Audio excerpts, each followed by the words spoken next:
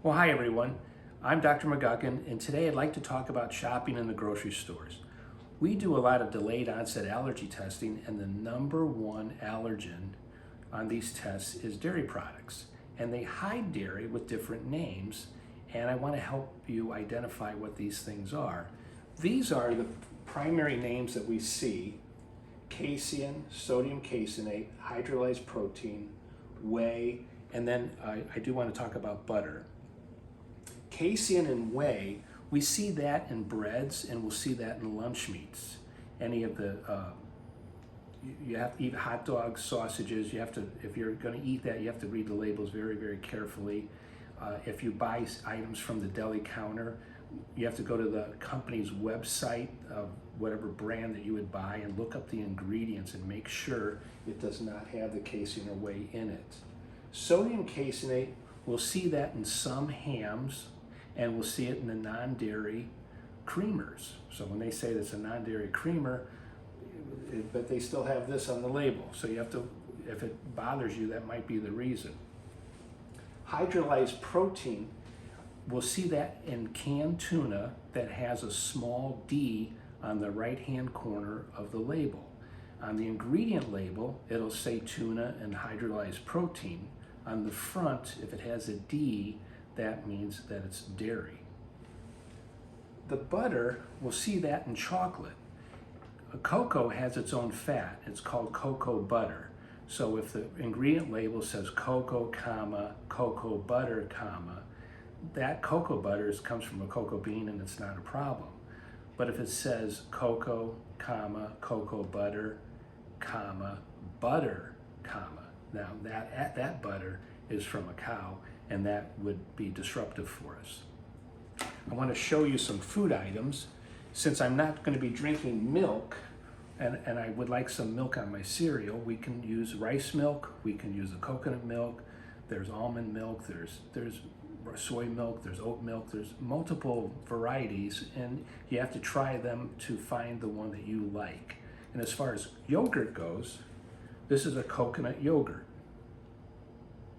And we just read through the ingredient label and make sure it doesn't have any of our items that we're worried about. And now I've got yogurt. As far as cheese goes, we've had great success with 100% sheep's cheese. This is 100% sheep's milk, Manchego cheese. Tastes good, and you won't have any problems with it because it's not from a cow. And we, again, just double check the ingredient label and make sure that it's 100% sheep's milk, and you can use this, and it tastes great and you won't have any trouble. As far as lunch meat goes, I've got two examples here, a ham and a turkey. And what I'm doing is I'm reading the labels, and I'm just making sure that it doesn't have casein or whey or anything else in there that's related to dairy.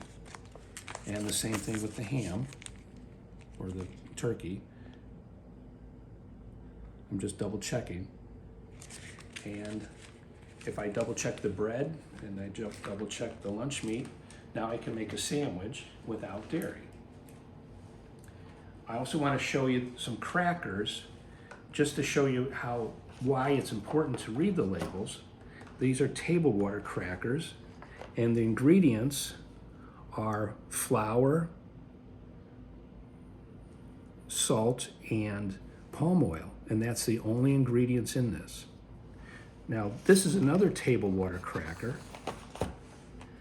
and they're using flour, they're using sunflower oil, which is better for you than palm oil, salt, but they do add sugar.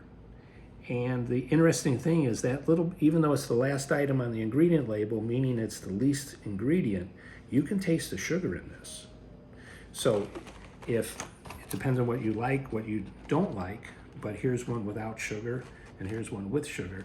And what's nice is by taking the time to read the ingredient labels, you can get on top of exactly what you eat and what you don't eat. And then we do want to have a treat now and then. And this one was easy because it says dairy-free right on the label. And to double check, I'm going to read the ingredients and make sure make sure that they're not adding something. But it's a clean label, there's no dairy, and now I can have a treat. So take a little extra time in the grocery store and double check to read the labels and read the ingredient labels and double check. Make sure that it's exactly what you want to eat, and so that way you can be safe and be happy, enjoy what you're eating, but also feel good afterwards because it's nothing that you're allergic to. And that's what's great about the delayed onset allergy testing. It lets you know what you can and can't eat and how to feel good all the time. So thanks for watching.